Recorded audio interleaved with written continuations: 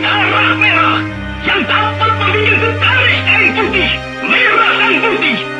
Maka selama itu tidak akan kita mau menyerah kepada siapapun juga. Saudara-saudara rakyat Surabaya, siaplah, keadaan genting. Tetapi saya peringatkan sekali lagi, jangan mulai menembak. Baru kalau kita ditembak, maka kita akan ganti menyerang mereka itu. Kita tunjukkan bahwa kita ini adalah benar-benar orang yang ingin merdeka. Dan untuk kita, saudara-saudara, lebih baik kita hancur daripada tidak merdeka. Sebab yang kita tetap merdeka atau mati. Dan kita yakin, saudara-saudara, pada akhirnya pastilah kemenangan akan jatuh ke tangan kita. Sebab Allah selalu berada di pihak yang benar. Percayalah, saudara-saudara, Tuhan akan melindungi kita sekalian. Allahu Akbar, Allahu Akbar, Allahu Akbar. Merdeka!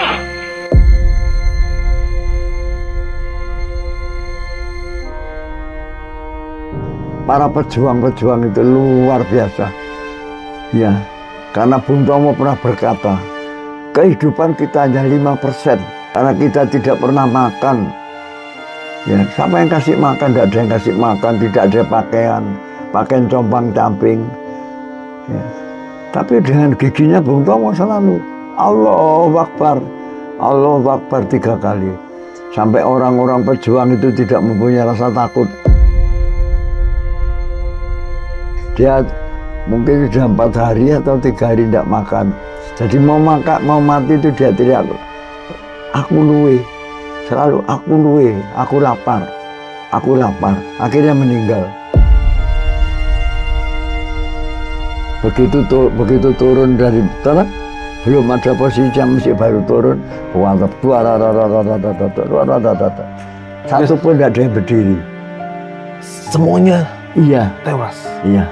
Perkiraan Bapak berapa orang itu? 42. Makassar. Ya, pemberantasan Westerling. Oh, Westerling. 41.000 rakyat Sulawesi Selatan dibantai. Ya, dibantai oleh Westerling. Iya. Pasukan kita diturunkan dari kapal. Sempat bentrok itu dengan pasukan Westerling. Oh iya, waduh, biar seperti namanya waktu itu perang Sampio. Memang perang berhadapan. Jadi perang berhadapan, jaraknya ya 100 meter.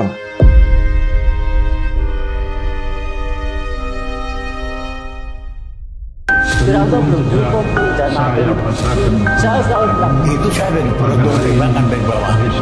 Belum sampai waktu. Oh, jadi di sini ada.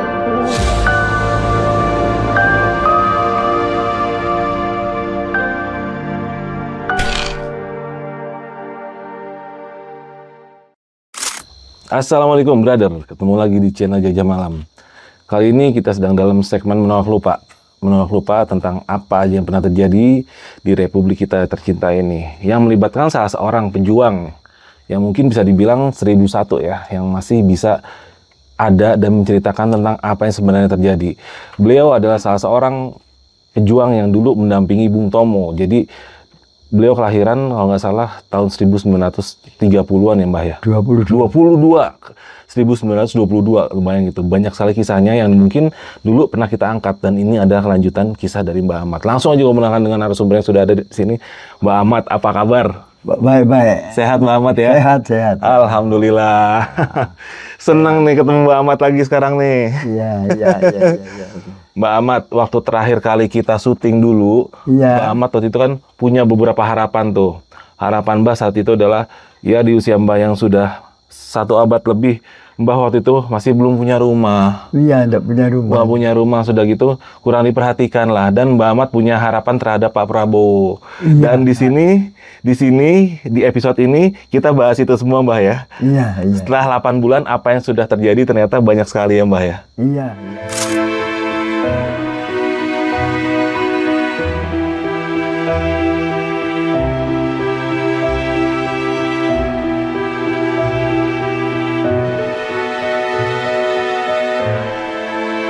Setelah episode awal kami angkat kisah Mbah Ahmad, seorang pejuang sahabat Bung Tomo, berusia 102 tahun yang tidak punya rumah dan kurang mendapatkan perhatian dari pemerintah, Ternyata video kami mendapat perhatian dari beberapa kalangan termasuk TNI maupun anak Bung Tomo sendiri yang langsung menghubungi tim Jelajah Malam untuk dapat bertemu Mbah Ahmad.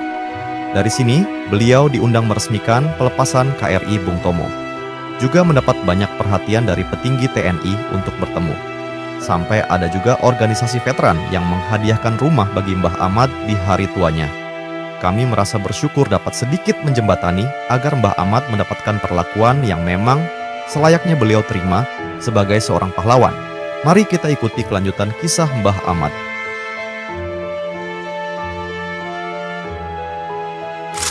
Nah, Mbah, setelah kita syuting yang waktu 8 bulan lalu itu, saya sampai di rumah, nggak lama itu anaknya Bung Tomo menghubungi saya, Mbah. Iya. Oh, menghubungi ke channel Jelajah Malam, menanyakan, itu Mbah Ahmad, gimana saya bisa menghubungi ya? Loh, ini siapa? Saya anak Bung Tomo. Wah, saya kaget. Iya, Wah, iya, serius ini. Iya, itu seperjuangan bapak saya, kata dia gitu. Saya ingin ketemu. Nah, makanya waktu itu kan saya hubungin Mbah. Mbah, ada anaknya Bung Tomo, ingin tahu nomornya Mbah, apakah berkenan? Saat itu kan Mbah bilang, iya silahkan. Nah, setelah itu apakah dia ngehubungin Mbah? Iya, menghubungi saya langsung. Saya langsung pada waktu itu malam dihubungi, pagi suruh siap.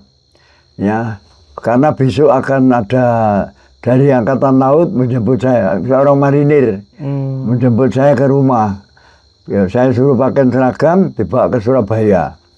Oh, langsung itu? Iya, langsung saya dijemput di muka rumah, marinir, ya, pakai kendaraan dinas. Ya. Setelah sampai di Surabaya, saya diketemukan pertama Kolonel Dedi Gunawan, Komandan KRI Bung Tomo. Ya, yang sedang akan berangkat ke Timur Tengah untuk latihan bersama dengan Indonesia. Oh, ya. Ada latihan gabungan ya berarti? Ya, latihan gabungan dari Timur Tengah. Dengan negara-negara asing ya? Iya, Indonesia mengirim KRI Bung Tomo. Iya, dengan KRI Bung Tomo. Dan Mbah saat itu untuk meresmikan pelepasannya? Iya, iya. Oh gitu. Luar biasa. Itu Dedi Gunawan. Didi Gunawan. Ya, Kolonel Dedi Gunawan. Oh gitu. Ya, komandannya. Komandannya. Ya. Kalau wakilnya itu saya kurang tahu juga namanya, tapi karena dengan banyaknya anggota-anggota itu saya ya. Pasti Mbak dikerubungin tuh banyak orang. Ya, iya dikerubungi. Setelah itu mereka ngapain, nanya apa aja sama Mbak saat itu, saat peresmian KRI Bung Tomo itu? Ya, saya waktu itu dia minta doanya, Pak Didi Gunawan, seorang kolonel Angkatan Laut. Doakan Mbak ya, kapal ini supaya berangkat ke Timur Tengah, mungkin 7 bulan latihan bersama Indonesia sama negara-negara asing.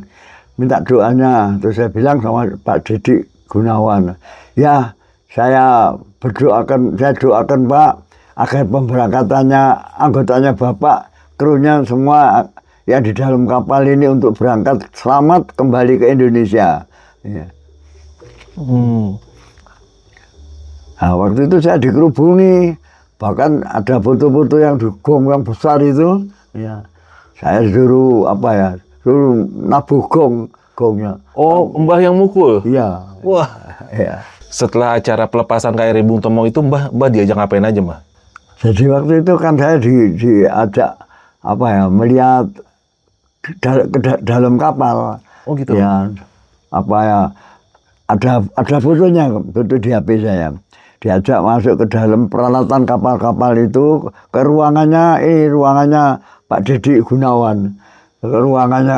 Kamarnya saya diajak ke situ, ditunjukkan ini kamar perwira, ini kamar bintara, ke dalam diajak. Ya. Dia berarti anaknya Bung Tomo ini terharu sekali ya ketemu sama Mbah ya? Iya. Teman seperjuangan almarhum ayahnya ya? Iya. Saya hanya menangis waktu itu, ingat namanya. Bahkan saya kan tidak bisa, saya kan gampang menangis. Bambang bilang, gak usah nangis-nangis, aku iling bapakmu, Bang. Iya. Perjuangannya Bung Tomo memang luar biasa.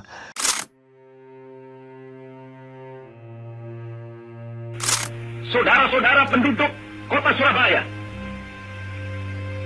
kita semuanya telah mengetahui bahwa hari ini tentara Inggris telah menyebarkan pamflet-pamflet yang memberikan suatu ancaman kepada kita semua.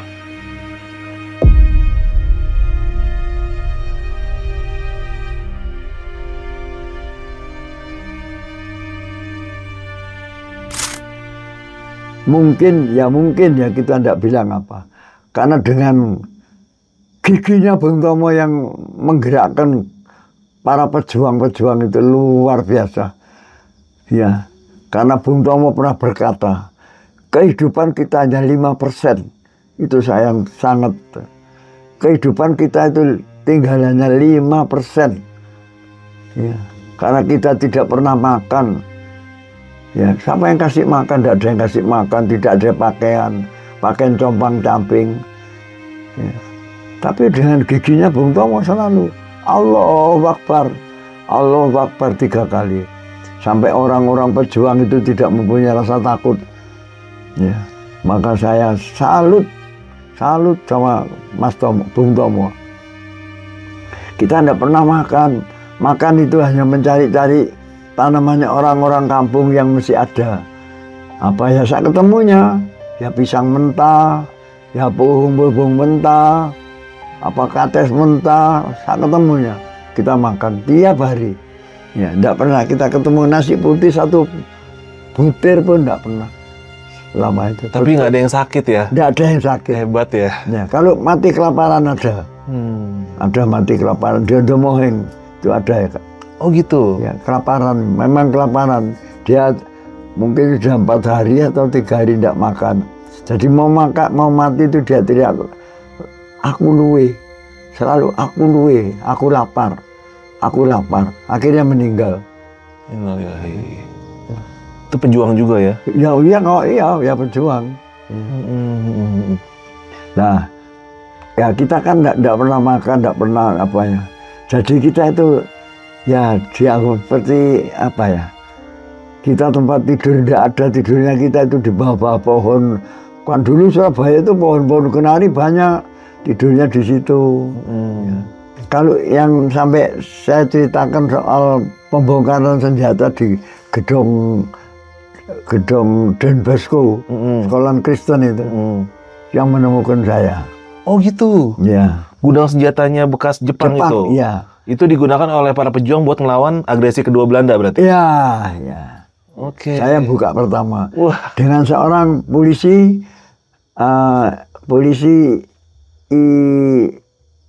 istimewa. Waktu itu PI, namanya Mukari.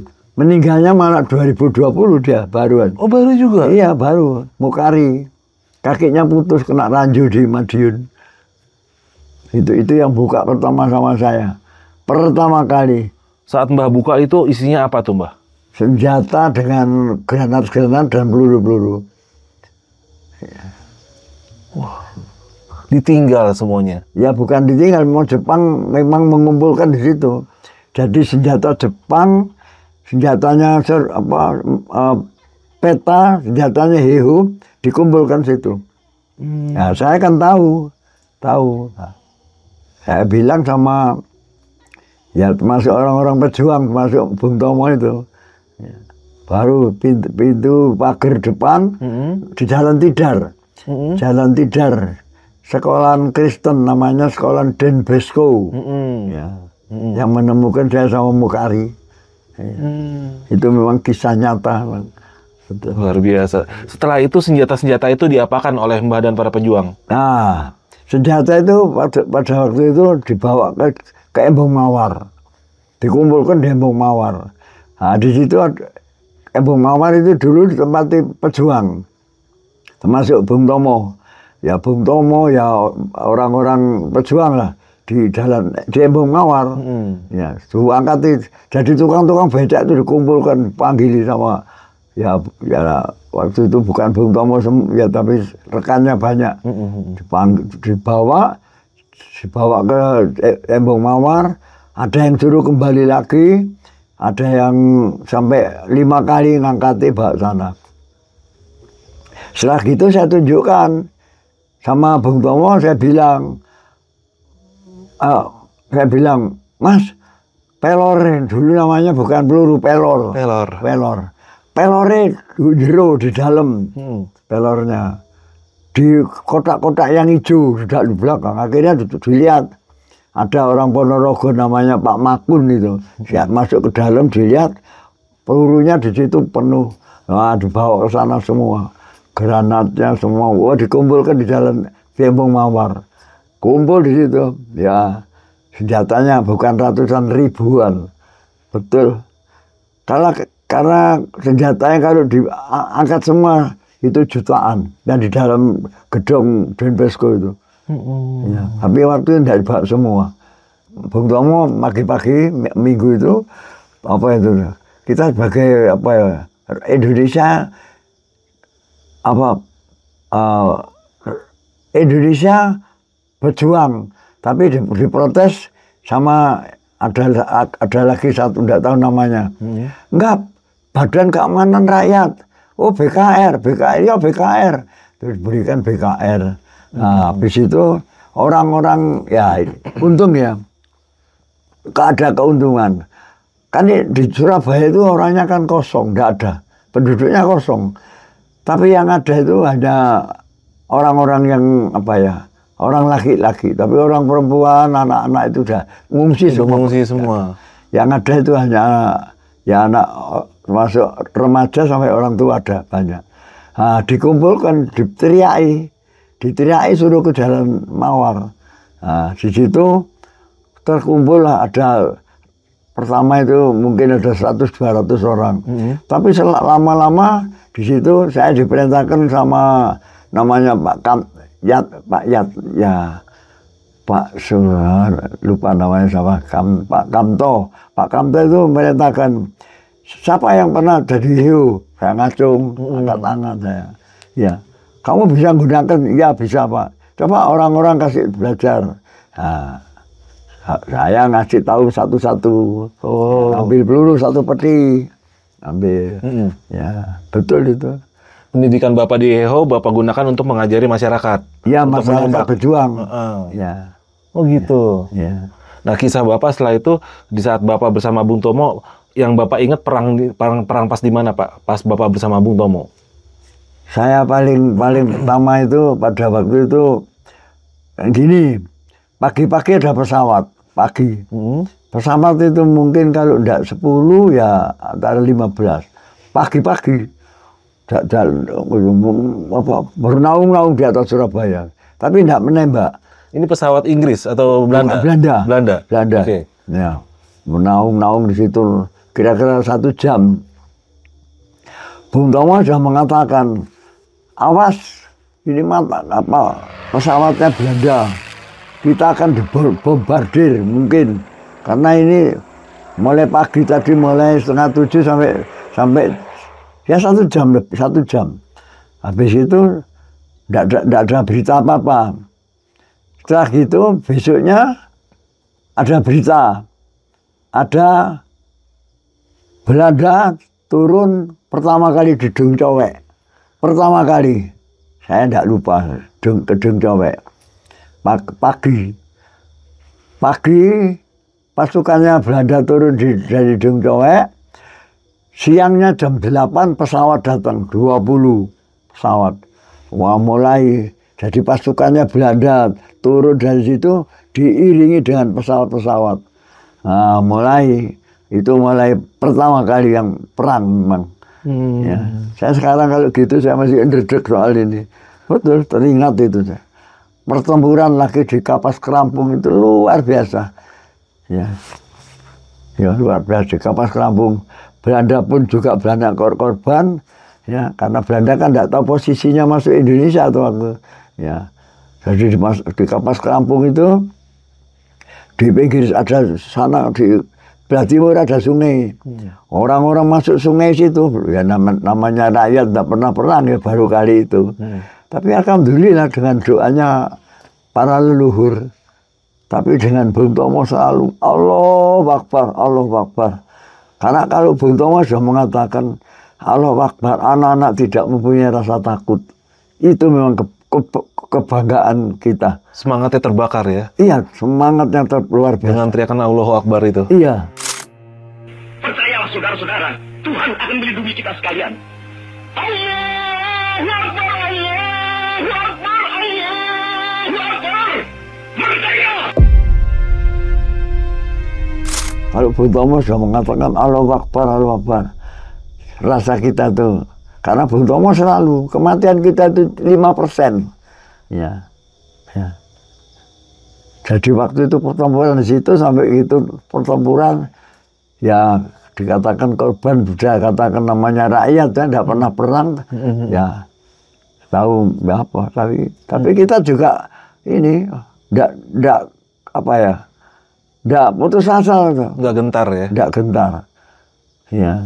Sampai pernah dekat perempatan, ada Belanda kena, Belanda itu tengkur di tangkis, itu diambil, senjatanya diambil, anak ya tidak tahu namanya, diambil, senjatanya itu senjata kan apa, senjata Jepang dibuang, dia ngambil senjata itu. Yang punya Belanda dipakai? Iya, dipakai yang punya Belanda, Enfield apa namanya Enfield Highland apa?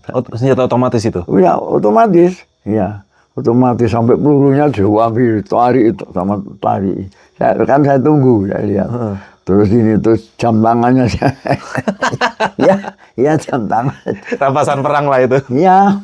Ambil habis itu ya bukan lari tapi cari posisi stealing, namanya stealing. Tapi saya selalu mengikuti Bung Tomo. Ya. Bung Tomo juga masuk kali. Oh gitu? Oh iya, ikut masuk kali. Ya. Kalau Bung Tomo menggunakan pistol saja. Ya. Menggunakan pistol. Nah, terus habis itu mundur sampai di lapangan Tambak Sari. Mundur di situ. Belanda menurunkan tank-tank yang dari Tanjung Perak, turun dari pelabuhan. Nah, itu baru memang namanya sudah kita nyawa dan kita pasti mati. Ya. Tank-tank itu turun dari barat, Belanda yang dari Tambak Sari itu mendesak kita, memang mendesak sekali. Tapi tidak ada kendaraan. Yang bawa kendaraan yang turun dari, kalau yang turun dari kapal ini turun di Dungcowek itu hanya pasukan. Tanknya dari Tanjung Perak? Ya. Kalau tank dari Tanjung Perak? Iya. Truk itu untuk peralatan besar-besar turunnya dari Tanjung Perak. Ya. Nah, kalau melihat sejarah, nggak benar. Yang nggak banyak yang nggak benernya yang mana nih Pak nih? Yang menurut Bapak nggak sesuai dengan yang Bapak alamin? Ya sekarang pasukannya Belanda kan turun dari Dungcowek. Tapi kenapa kok banyak, kalau sejarah turunnya dari Tanjung Perak. Oh, salah. Turunnya dari sana. Setelah 1 minggu baru banyak kapal-kapal yang muat pasukan turun di Tanjung Perak. Itu. Nah, cara waktu itu pasukan Indonesia menghadapi tank-tank itu gimana caranya Pak? Kan itu lapis baja, sedangkan kita masih itu pertempuran yang paling hebat itu waktu itu di sekarang puncak pusat kantor listrik di apa itu? Kantor listrik di ada namanya, lupa nama kantornya, tapi waktu itu Belanda turun dari itu, dulu Tugu Pahlawan kan belum ada masih tanah kosong. Ya. Tugu Pahlawan kan masih kosong. Belanda turun dari situ. Ini cerita saya ingat lagi sekarang, baru ingat. Pasukannya dipimpin oleh Bung Tomo itu ke Bubutan. Perkumpulan di Bubutan, di sekarang Gedung Nasional, ya di Bubutan. Pasukannya Bung Tomo dikumpulkan situ semua. Kumpulkan, pokoknya ya BKR. Ya, bukan pasukan tapi BKR. Badan Keamanan Rakyat. Ya waktu itu rakyat berjuang lah. Ya dikumpulkan di Bubutan. Karena Bung Tomo mendengarkan ada berita nanti pasukan itu akan turun dari Perak lewat Bubutan. Nah. Kebetulan sekali lah. Senjata saya waktu itu udah ganti, bukan punya Jepang, tapi ganti buatan Belgia. Karena saya merampas di mana sih kantor PLN itu. Itu merampas dari Belanda yang terbunuh. Iya. Oh, karena gitu. meninggal dia melentang gitu, senjatanya di sampingnya. Ya, saya bawa. Ya. Saya sempat ngambil pelurunya, ya. Tapi saya tidak ngambil peralatan karena dia meninggalnya mungkin kena kepalanya dia. Ya. Hanya saya ambil itu saya pakai. Ya, saya pakai. Pertama saya gunakan peristiwa viaduk. Itu bukan sejarah tapi dengan kenyataannya. Peristiwa viaduk. Gimana tuh Pak? Senjatanya sekarang masih ada di Malang. Detik ini. Di museum? Iya. Senjata Bapak? Iya. Boleh diperiksa di sana. Karena saya pernah diundang ke sana. Ya. Itu peristiwanya gimana tuh Pak saat itu Pak? Nah saat itu saya diperintahkan oleh ya bukan Bung Tomo tapi tidak tahu yang lain pokoknya. Mat, saya gawa senjata otomatis naik ke viaduk. Nah kebetulan yang bawa senjata otomatis saya Anwar, terus ada lagi satu orang dari tidak tahu Ngagri.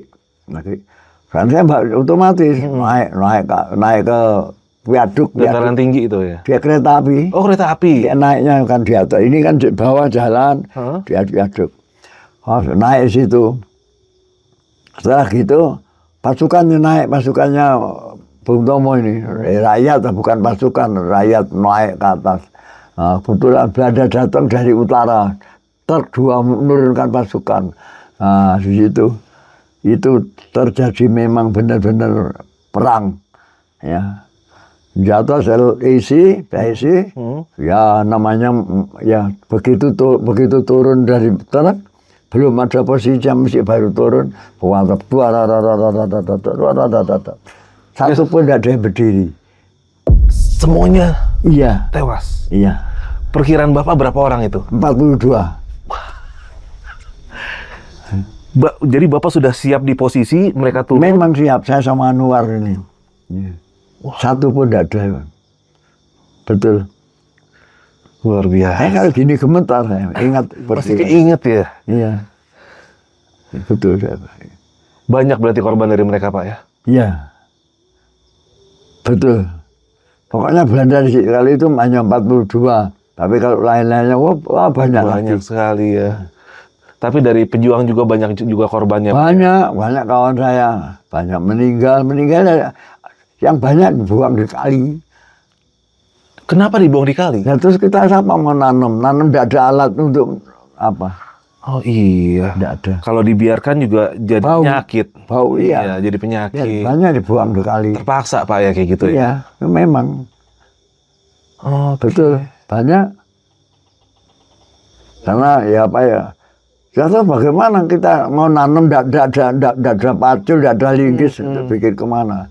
Buang ke sungai. Iya. Kalau orang ada bantah, saya ingin tahu manusianya, saya bantah keras.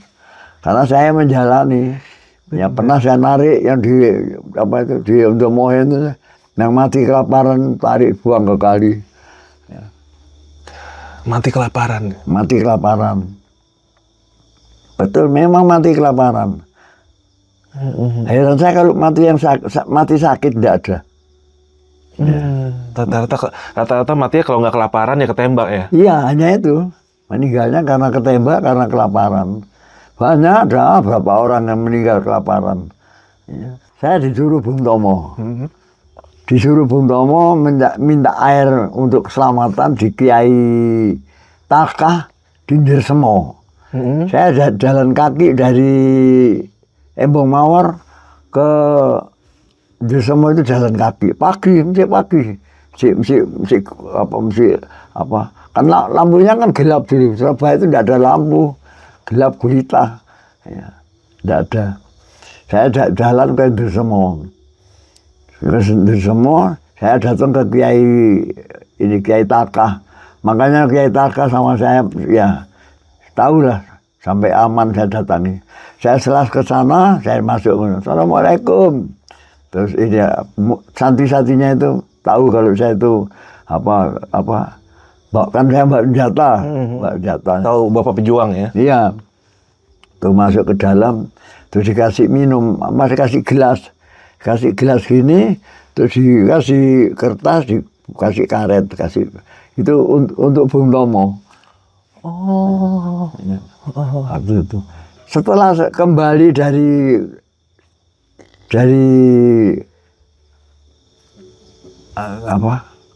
Kiai?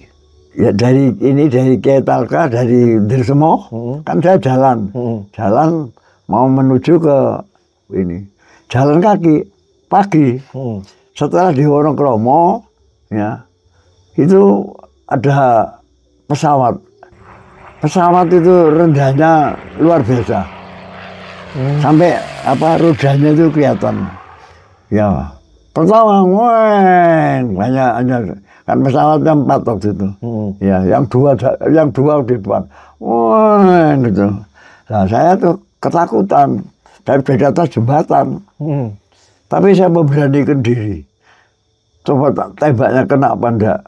Nah, betul itu memang ada sejarah ada. Setelah gitu saya mikir mungkin belakangnya ada lagi gitu. Saya begitu gelas ini saya taruh, senjata saya isi. Betulan datang dari timur. Rendah sekali, luar biasa. Langsung masuk kali gelap. Jatuh sekali. Betul. Betul itu. Berarti Bapak dan kawan ini nembak bersama kali ya? Saya sendirian, tidak ada orang. Tidak ada, yang disuruh saya sendiri. Oh iya, Bapak untuk bawa gelas itu ya? Iya. Oh itu betul itu. Karomah Kiai juga kali itu yang doain ya? Nah, saya masih ingat itu peristiwa itu. Habis itu saya kan namanya takut Dengan senjata saya pakai gini, saya bawa gelas ini karena jangan sampai tumpah. Saya lari kecil sampai ke Embung Mawar, kan jauh. Sampai ke sana saya bilang sama Bung Tomo, ya saya tidak ceritakan soal nembak, bukan. Saya nembakkan karena kita masih napas masih ini. Iya. Setelah gitu Bung Tomo minum, doa minum itu. Setelah gitu ada orang cerita, bukan saya tapi orang cerita. Ada pesawat jatuh di Wonokromo, tertembak. Ada yang tahu? Ada yang tahu. Beritahu sama Mas Bung Tomo. Tapi saya belum mengucap, siapa yang nembak belum mengucap. Setelah jam 10 siang baru saya mengucap. Ya, mengucap. Kamu tembak di apanya? Ini Pak, di perutnya, karena memang rendah. Yaker cocor hanya yang naiknya 2 orang. Ya. Nyuncum langsung. Namanya saya juga ketakutan. Saya ingat itu peristiwa itu. Betul. Luar biasa. Wah. Berarti Bapak, seingat Bapak tuh selama Bapak bertempur di era itu, perkiraan Bapak sudah menembak berapa orang Belanda? Nggak bisa saya hitung. Maaf, nggak bisa. Tapi yang lebih banyak lagi di Makassar tahun 50. Makassar? Ya, pemberantasan Westerling. Oh, Westerling. 41.000 rakyat Sulawesi Selatan dibantai. Iya, dibantai oleh Westerling. Iya. Pasukan kita diturunkan dari kapal. Betul. Itu memang luar biasa. Jenazah bukan ratusan. Ribuan udah ya. Tahun 50. Saya ada surat riwayat hidup saya. Itu berarti pasukan kita dengan Belanda sempat bentrok di sana juga tuh ya? Kita kan naik kapal. Kapal merapat. Kapalnya namanya Kampius. Kapal tinggalnya Belanda. Kampius ya. Kapalnya muat 1.500 orang. Ya. Begitu turun di pelabuhan, wah, kan sering masih ada memang pasukannya Belanda memang masih ada tahun 50. Sempat bentrok itu dengan pasukan Western. Iya, waduh, biar seperti namanya waktu itu perang Sampio, memang perang berhadapan. Jadi perang berhadapan jaraknya ya 100 meter. Bayangkan aja. Ya. Senjatanya Belanda kan ini, tapi kita kan hanya satu klektor. Tapi ya dengan Allah itu maha, tapi kita bisa masuk menguasai pelabuhan. Itu luar biasa itu. Mereka dengan senjata otomatis, Bapak dengan senjata kokang satu. Iya, kokang satu. Senjata apa? Namanya klektor itu. Ya, satu persatu. Single shot kayak monster gitu ya? Ya. Single shot ya, saat sekali nembak kokang. Iya, kan isinya 5. Masuk regrek, masuk isi. Ya. Tapi dengan kecepatan itulah. Ya. Ya. Itu sejarah murni itu. Ya. Luar biasa ya. Ini kalau bukan dari pelakunya langsung, mungkin kita nggak akan pernah tahu ada kejadian kayak gini, Bro. Makanya nih, saya datang sini nih buat wawancara Mbak Ahmad nih, benar-benar pengen tahu saat itu situasi kayak gimana. Karena Mbak Ahmad ini lebih saya percaya dibanding sejarawan sekalipun, karena sejarawan pun pasti akan mencari keterangan dari pelaku asli juga ya kan. Saya dapat dari pelaku aslinya, jadi sejarawan bahkan nggak kepake di sini. Ya Bu ya. Sejarah-sejarah itu banyak yang sekarang waktu perang, waktu pertempuran. Apa ada wartawan? Jangan lagi wartawan. Mencari pelindungan untuk menyelamatkan diri aja tidak ada. Bener. Ada gambarnya yang nembak, wah itu bohong. Tuh, lo dengerin tuh. Bohong. Yang ada foto dia begini-begini. Ya, itu Bohong. yang ada lagi pacar kacir ditembakin, Pak. Mbah Ahmad diundang oleh para jenderal ke wilayah Bandung untuk bertemu dan bercerita tentang pengalamannya di masa perjuangan, sekaligus Mbah Ahmad diberikan kesempatan untuk menunjukkan kemampuannya mengoperasikan senjata di depan para jenderal tersebut. Ternyata waktu tidak melunturkan skill menembak Mbah Ahmad. Ada seorang jenderal dari Jakarta menghubungi pada namanya Bambang Topik. Pak Ahmad supaya dihadirkan ke Bandung. Akan mencari sejarah yang sebenarnya. Ya. Saya dibawa ke Bandung waktu itu. Di Bandung ke Cimahi dulu. Ke Cimahi. Bermalam 1 malam. Di Cimahi, terus dibawa ke Bandung. Dibawa ke Bandung, bermalam 2 malam di Bandung, bawa ke Jakarta. Ya, bawa ke Jakarta. Kan pakai kendaraan dari Mabes TNI. Ya. Dan habis itu saya dibawa di Jakarta, dibawa ke ini ke Mabes TNI. Dibawa. Dari situ saya diwawancara soal pemberangkatan saya waktu itu. Habis itu ada perintah suruh ke Bandung. Siang-siang. Nah, ini Pak Mamat antarkan ke Bandung sekarang. Nah, orang-orang nunggu di Bandung. Saya di Bandung, saya tidak tahu. Bandung itu sih naik lagi. Tidak tahu di mana. Lembang. Kurang naik lagi. Ya, di atas lagi, di bukit. Ya, di situ ketemu ada seorang letnan jenderal namanya Alvan, jenderal marinir. Alvan, Letjen Alvan. Ya. Di situ datang pertama ini Sabto sama? Pak Yapto. Yapto datang. Ketua Pemuda Pancasila. Iya, Mamat. Saya coba. Dengan siapa? Saya dengan Pak Bambang Topik, Pak. Pak ini si Pak apa ini tanya, kenal sama, ini tahun 2024 ke Jakarta. Pada waktu ada undangan hari IPKI, ini Mbak Ahmad ini yang datang ya, ini Pak Ahmad ini. Oh iya, kamu. Habis itu datang lagi jenderal, pertama 2, datang lagi 2. Setelah jam 10 ada 22 jenderal. 22 jenderal. Iya. Terus? Ya di situ ngumpul. Wah, udah. Habis itu Pak Ahmad supaya disemati dulu ini apa namanya? Wing Internasional. Ini yang masang ini Sabto. Pak Yapto. Yapto yang masang. Ketua Pemuda Pancasila. Ya. Ada fotonya ya? Ada. Oke. Ada. Tuh, Pak Alvan itu yang apa ya? Yang rasa bersyukur lah. Ya. Ya. Terus ada lagi saya enggak tahu namanya saya. Iya. Dikerubungin jenderal sampai bingung. Iya. Terus habis gitu ada seorang jenderal. Jenderal bintang 3. Oke. Bukan Pak Alvan tapi enggak tahu namanya. Pakai seragam. Ya. Assalamualaikum. Pahlawan Indonesia ini. Oh, iya Pak. Habis itu saya dibawa ke ruangan. Dibawa ke satu ruangan. Mbah, pada waktu Mbah perang tahun 45 itu gunakan senjata apa? Ayo, dibawa ke ruangan saya. Terus saya gitu, senjata apa yang di PI-nya? Wah, ini Pak, tidak ada Pak. Ini senjata baru-baru semua Pak. Nah, saya diambilkan AK-47. Ya. Dikasihkan sama Jenderal Alvan. Dikasihkan gini, ada fotonya. Jenderal Alvan memberikan, Mbah ini mesti kosong. Mbah bisa mengisi, bisa Jenderal. Saya taruh, besoknya saya keluarkan. Klek, saya dikasih peluru 50.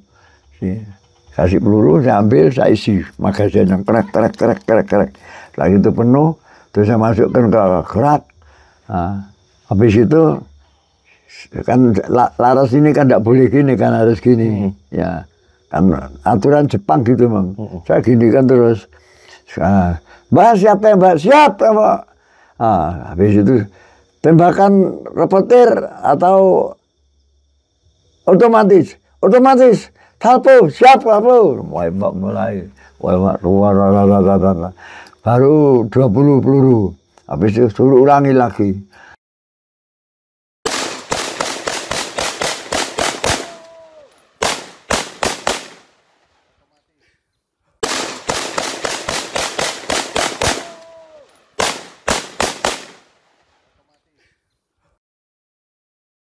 Baru jenderal itu senjata saya taruh, saya dipelui,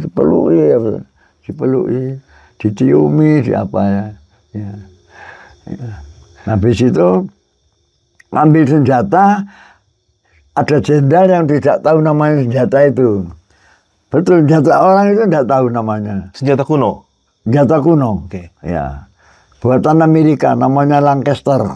Lancaster. Iya, Lancaster. Lancaster. Jenderal Alvan tidak tahu namanya, baru kali. Hanya dia mengatakan Sten. Ya. Tapi saya bilang bukan Pak, namanya ini apa tadi? Lancaster. Ini Lancaster. Isinya berapa? Isinya 61 Pak. Nah, dangsonya pendek. Oh bukan ini Pak. Bukan ini, kurang panjang. Diambilkan ke gudang. Yang aslinya. Magazin ya? Iya, diambilkan. Ya ini Pak aslinya Pak ini. Ini isinya 61. Nah, dulu pernah gunakan, Karena tahun 48 saya pernah gunakan Lancaster ini. Nah, dicoba. Nah, saya diisi, saya suruh nembak. Ya memang saya gunakan apa? Ya, Lancaster. Ada di foto itu. Senjatanya itu lubang-lubang banyak. Senjata kuno itu, tahun 42. Ya, buatan Amerika, namanya Lancaster. Nah, yang punya senjata itu tidak tahu namanya kalau itu Lancaster. Betul ini. Ya, saya ketawa.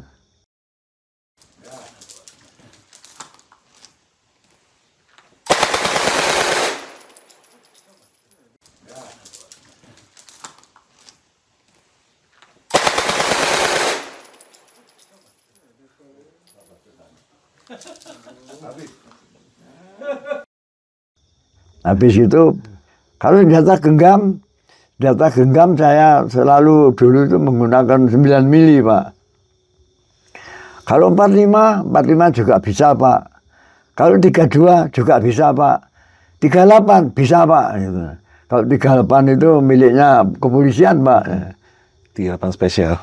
Pak Mat yang paham kaliber berapa? 9 mili. Diambilkan ini. Isinya berapa ini? Isinya 12 Pak. 12, satu masuk, yang 11 cadangan. Betul. Nggak lupa, nggak. Coba sekarang gerakan tembak, siap. Masukkan nomor, masuk, krek, malah tembak. Pakai ini, pakai apa? Headphone. Iya, pakai tembak itu. Jarak berapa? 100 meter. Ya. Heran saya, tembakan kedua kena, itu loh. Masih kena? Kena. Wah, orang-orang, karena ada suara. Kalau kena itu bunyi ting. Targetnya kena ya, iya, metal. Nah, berhenti. Nah, itu diperiksa. Lobang.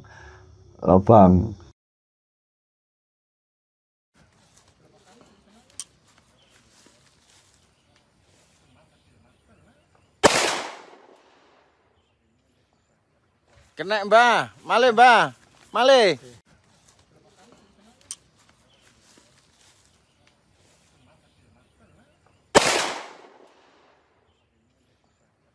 Kena mbah, malih mbah, malih. Lobang. Nah, si jenderal lain itu tanya sama Jenderal Alvan, itu usianya berapa? 103. Hah, masa iya 103? Itu nembaknya sih kencang sekali. Terus ada lagi yang mengatakan, bah, tembak lagi, bah. Wah, saya isi lagi, tuh. Iya, betul itu. Itu bukan kita cerita, tapi ada buktinya. Ada videonya ya, Pak? Ada videonya. Setelah gitu, saya istirahat suruh makan. Ntar lu, jangan lanjut lu. Itu jenderal itu pada bengong dong, ngeliatin bahwa masih. Iya. Dan dia mengatakan, saya masih umur 64. Saya tidak mungkin akan bisa menggunakan seperti, bayangkan ada kaliber 7,6. 762 kayak. 762. 762. Kalibernya AK itu kan recoilnya duduk. Iya. Iya. Tapi alhamdulillah juga ya. Apa ya?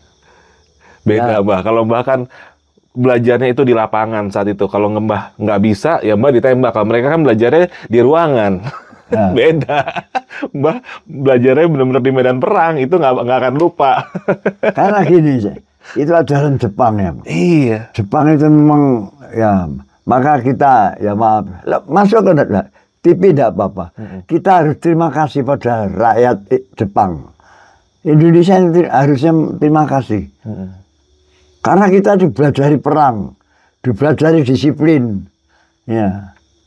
Jepang itu bukan kedatang ke Indonesia berperang, bukan. Belajari orang Indonesia bisa perang. Ya. Tanpa Jepang, Indonesia mesti tetap jajah Belanda. Dari keterampilan yang diajarkan Jepang itu digunakan oleh pejuang untuk melawan Belanda dan sekutu ya. Ya, itu udah 100. Tanpa itu kita mungkin belum bisa apa-apa. Belum bisa apa-apa. Nah, ini kan sejarah ya, Mbah ya.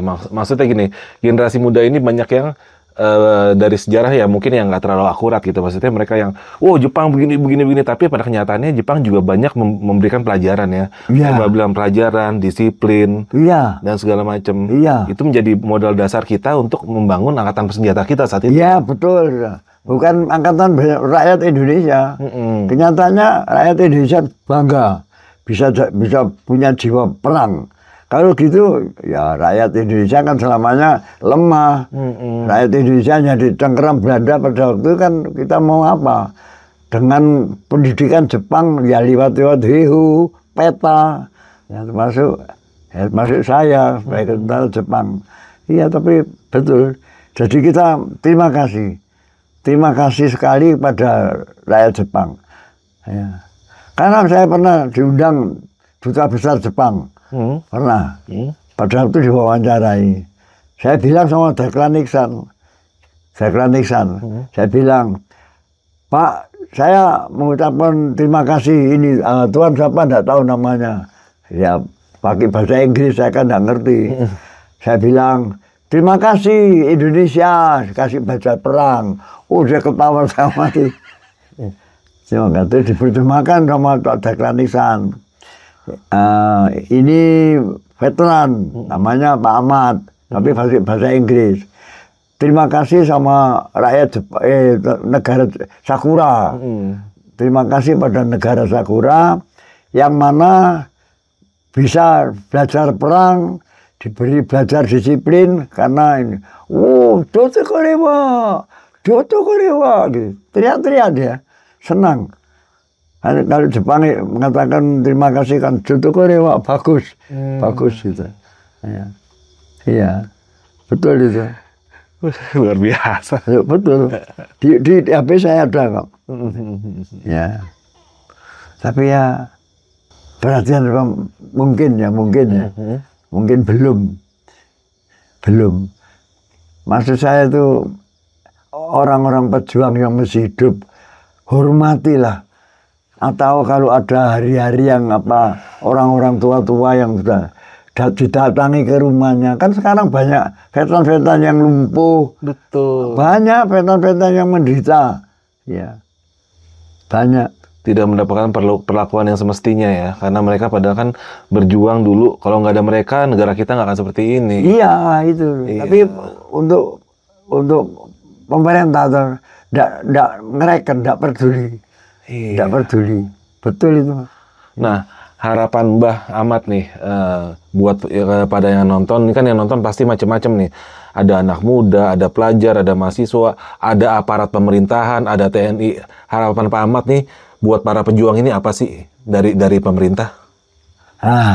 Saya mohon kepada para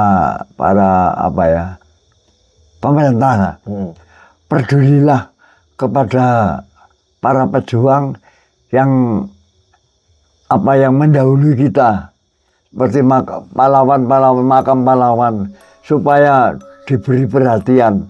Karena banyak makam-makam pahlawan yang sekarang bertebaran di kampung-kampung masih banyak. Kalau saya suruh nyaksikan ke tempatnya, saya tunjukkan. Banyak di daerah Gresik, Kabupaten Gresik itu banyak makam pahlawan yang tidak terurus, dengan ditanami pohon pisang di dalam makam pahlawan. Banyak rumput-rumput di dalamnya. Tidak mendapatkan perhatian dari pemerintah? Tidak ada. Di Kampung Kedamaian itu ada 44 perang tahun 46, memang perang betul. Makamnya ditanami pohon pisang, ya, betul. Ini mohon kepada pemerintah atau ya negara lah. Saya mohon diperhatikan para pejuang-pejuang yang sedang gugur atau yang masih hidup. Yang hidup seperti Mbah Ahmad ini masih hidup. Boleh dipedulikan, ya, dipedulikan diberikan rumah atau apa. Saya selama pensiun tidak punya rumah. Rumahnya ada rumah yang saya tempati mulai tahun 51. Tapi rumah itu ya tidak rusak mulai itu. Rumah di Jalan Hayamur di Komplek Kodam. Rumah dinas. Saya tempati mulai tahun 51. Waktu itu panglimanya Pak Sarbini, seorang kolonel, memberikan fasilitas untuk saya bisa tinggal dalam rumah komplek itu. Pakai dinding, guling. Ya. Diberi uang sama Kolonel Sarbini. Saya tidak lupa sekali dengan kebaikan mereka. Orang Jawa Tengah, Pak Sarbini itu. Ya. Sampai sekarang saya tempati.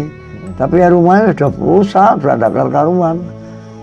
Saya pertama kali kan ke situ dulu pas nyari Mbah sebelum ke Mojokerto.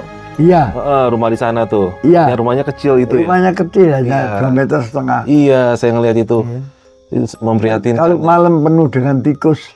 Penuh tikus kalau malam. Ya tidak ada tempat tidurnya, tidak ada kursi. Ya. Saya mulai tahun 51 tinggal di situ. Nah, akhirnya nih Mbah, di sini kan saat ini kita sedang mendiami sebuah rumah baru. Rumah baru ya. Dari tapi bukan pemberian pemerintah. Bukan dari pemerintah. Bukan. Ini dari Organisasi Persaudaraan Cinta Tanah Air Indonesia. Ya. Yang atas nama yang meresmikan Kiai Muhammad Muhtar. Ya, Mukti.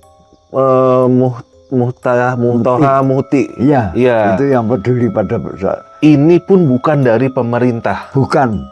Dari ya para murid-muridnya Pak Kiai Mukhtar Mukti. Urunan bikin membuatkan rumah. Ya. Setelah berita Bapak dari mulut ke mulut ini menyebar, akhirnya sampai ke mereka ada tergerak hatinya untuk urunan bikinin Bapak rumah. Iya, di Terawas ini. Di Terawas ini. Iya. Dan bukan dari pemerintah. Bukan. Artinya Bapak termasuk yang beruntung, tapi mungkin masih ada ya ribuan lagi veteran yang tidak beruntung yang nggak dapat rumah seperti ini. Banyak. Oke. Banyak veteran-veteran yang tidak memiliki rumah. Banyak, bukan ratusan tapi ribuan ya. Ya pakai rumah dinas masih ada. Bahkan yang nggak kebagian rumah dinas juga ada ya. Ya. Bahkan yang nggak kebagian rumah dinas pun ada ya. Ada banyak. Ya, kontrak. Iya. Sekarang pensiunnya veteran berapa kayaknya? Kalau untuk kontrak. Iya. Kalau untuk makan kan sudah tidak cukup. Udah nggak cukup.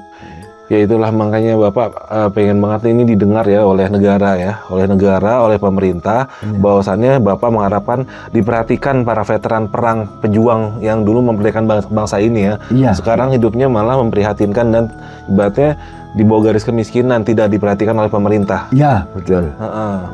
Nah itu dia. Ya mudah-mudahan kalau Pak Prabowo dengar ya Pak ya. Pak, ya saya hanya minta Pak sebagai Danjen, jadi sekarang Presiden Prabowo, ya memperdulikan pada seorang pejuang. Mungkin dia kalau tatap muka sama saya tahu, ya kan Prabowo tahu, ya mesti ingat ya dia. Mudah-mudahan pernah ketemu ya? Pernah ketemu Prabowo ya? Ya ketemu langsung. Bahkan dia pernah pada waktu saya pesan tahun 2023. Ada fotonya. Untuk fotonya sudah tahu belum? Udah Bapak udah kasih lihat. Saya pesan Danjen nanti kalau terpilih menjadi orang satu di Indonesia, jangan lupa rakyat kecil. Dia hanya kasih tangan. Dan yang kedua, gaji-gajinya seorang pejuang atau veteran. Dia bilang iya. Oh, dia sudah bilang iya akhirnya ya? Iya. Nah, Pak Prabowo ini janji Bapak. Janji adalah janji dan janji adalah hutang ya Pak ya? Iya. Harus ditepati, harus dilunasi ya Pak ya? Karena Bapak luar biasa. Pesan apa lagi yang Bapak mau sampaikan nih kepada penonton di seluruh Indonesia nih Pak nih? Sampaikan sekarang. Saya pesan kepada rakyat Indonesia lah kesemuanya. Satu, jangan mempunyai perbuatan satu yang merusak pemerintah adalah korupsi. Terutama itu sangat menyesal. Ya. Sangat menyesal. Hanya itu satu. Hilangkanlah korupsi-korupsi di Indonesia. Dan saya minta kepada Bapak Prabowo setegas-tegasnya menghilangkan korupsi. Saya minta. Bahkan di kalangan pemerintah atau di kalangan swasta. Hilangkanlah. Saya mohon hilangkan sekali lagi. Hilangkan korupsi. Agar negara ini akan menjadi negara emas. Negara yang lebih maju. Saya minta lebih maju ya, untuk percontohan di dunia. Karena di Indonesia ini negara-negara besar, tapi dirusak oleh oknum-oknum yang tidak bertanggung jawab. Uangnya dicuri, disimpan di bank luar negeri. Itu banyak triliunan. Uang negara Indonesia ini rusak, dibuat pencuri-pencuri, orang-orang yang tidak bertanggung jawab. Hanya saya minta ketegasan Bapak Prabowo, mohon ya. Saya mengingatkan Bapak Prabowo sebagai presiden di Indonesia, mohon hilangkanlah pesannya Mbah Mat. Mbah Mat pernah pesan pada Bapak Prabowo pada 20 tahun 2023. Pak Prabowo saya pesan, kalau Pak Prabowo menjadi presiden jangan lupa rakyat kecil. Pak Prabowo bilang iya. Ya, saya tidak lupa. Nama saya lengkap Pak Ahmad. Mungkin Pak Prabowo tahu. Ya, kan saya percaya bahwa negara ini akan aman, santosa, dan akan menjadi negara emas. Dan akan negara maju untuk percontohan di dunia ini. Karena negara kita adalah negara kaya. Ya, bukan negara miskin. Negara kaya. Hanya saya minta Pak Prabowo dan petugas-petugasnya atau menteri-menterinya, kabinet-kabinetnya berantas korupsi. Hanya itu. Nah, yang kedua saya mohon perhatikan Bapak Prabowo, pensiun-pensiunnya seorang veteran ya yang masih hidup, mohon diperhatikan Pak, diberi tambahan itu untuk kehidupan mereka biar bisa lanjut umur, karena orang-orang tua itu mendoakan Bapak Prabowo bisa menjadi percontohan dunia. Terima kasih Bapak Prabowo. Terima kasih. Oke, amin. Ya, sudah sangat jelas ya pesan-pesannya Mbak Ahmad tadi. Semoga ini diperhatikan oleh jajaran pemerintahan, siapapun itu yang nonton ataupun siapapun itu yang bisa memberikan link pesan Mbak Ahmad ini kepada Presiden tercinta kita dengan apa yang pernah dijanjikan kepada Mbak Ahmad di tahun 2023, Mbak Ahmad ya. Iya. Oke. Iya. Wah, luar biasa ini kisah-kisah yang kisah heroik, kisah luar biasa, kisah sejarah dan kisah yang pesan Mbak Ahmad untuk masa depan Republik ini ya, dirubah dari korupsi yang harus diberantas, Mbak. Iya, itu hanya satu, menyesal. Menyesal apa? Kita dulu berjuang mati-matian. Benar. Sekarang negara sudah aman. Uangnya dicuri, titipkan ke luar negeri hanya untuk menghidupi keluarganya. Betul. Triliunan yang dicuri. Harusnya itu bisa buat menghidupi para veteran, para apa disejahterakan ya kan? Iya, itu hanya kasihan veteran-veteran. Ya kalau seperti saya itu banyak yang kasihi sama. Tapi untuk veteran lain, maaf ya ini ada cerita Mbak Mona ya. Saya itu punya kawan, ngemis. Betul, ngemis di jalan. Kawan saya pejuang, namanya Kusnadi. Di Pasuruan. Ngemis. Betul. Kemarin anaknya itu datang ke sini. Apa cucunya? Kemarin datang ke sini. Saya tanya Mbak Mus aku. Ini Bang, apa itu? Ya sekarang tetap ya minta-minta. Tentang. Betul. Tapi kan tidak terungkap. Itu rumahnya di mana, Mbak? Rumahnya di Pasuruan, di desa. Pasuruan. Iya, kasihan. Lihat rumahnya kasihan. Saya pernah. Mbak ada nomor telepon anaknya? Kalau ini mencari saya bisa. Oke. Boleh tuh Mbak, kita diberikan nomornya, nanti kita coba. Saya Ini. kalau ingat, kasihan. Iya, iya. Namanya Kusnadi itu, kasihan. Iya, sekali. iya. Sama saya teleponkan sama itu. Ya udah, nanti aja. Iya. Kita tutup ini dulu. Oke deh. Mbak Ahmad. Ya nanti kalau ini untuk berikutnya nanti saya tunjukkan ke sana aja. Kita bisa diantar nanti Mbak ya? Bisa. Oke. Tapi kalau menemui orang itu tidak bisa siang. Malam jam 1, jam 12. Kenapa Mbak? Karena kalau siang itu dia itu bawa kresek. Oh. Jadi kalau mengadang dia itu harus bawa cucunya ini. Karena nanti kalau malam tukar uang ke supermarket. Tukar uang yang ya 2.000-an atau apa. Ya Allah. Betul. Sampai segitunya Demi Tuhan, saya ini pernah mencari sampai jam 1 malam. Ketemu. Menangis dia sama-sama, nangis sampai. Ya apa Kus kan kok sampai gini? Ya capek, karena sing tak pangan. Oke. Namanya Kusnadi. Kemarin cucunya kesini, tidur sini lama. Iya Mbak, nanti kita akan ada coba untuk kita cari Mbak ya. Mudah-mudahan itu juga bisa diperhatikan Mbak ya. Iya. Itulah bro ya, ini salah satu contoh nyata rekan seperjuangannya Mbak Ahmad, yang mungkin Mbak Ahmad yang agak lebih beruntung ya dibanding beliau. Dia menjadi seorang pengemis ya Mbak ya. Tapi nanti kalau kesini aja. Iya. Itu luar biasa itu. Ya mudah-mudahan. Ya sebelumnya ini Mbak Ahmad, saya dari tim Jajah Malam ngucapin makasih nih ya Mbak Ahmad. Sudah bercerita, sudah memotivasi kita anak muda, bahkan sudah membuka sejarahnya sebenarnya seperti apa Mbak Ahmad ya. Dan saya itu memang pesan sekali lagi. Anak muda supaya ada diberi tempat pekerjaan yang baik. Anak muda sekarang banyak yang tidak punya pekerjaan. Betul. Rasa mana saja anak muda. Ya. Karena untuk penerus kita, bangsa kita Indonesia ini adalah anak muda. Betul Mbak. Ya. Tanpa anak muda Indonesia akan prak berarti. Betul. Amin. Oke. Mbah, kita tutup dulu ya. Iya. Saya Arfi dari Jajah Malam dan Mbak Ahmad undur diri dulu ya Mbak ya. Kita ketemu di episode selanjutnya. Assalamualaikum warahmatullahi wabarakatuh.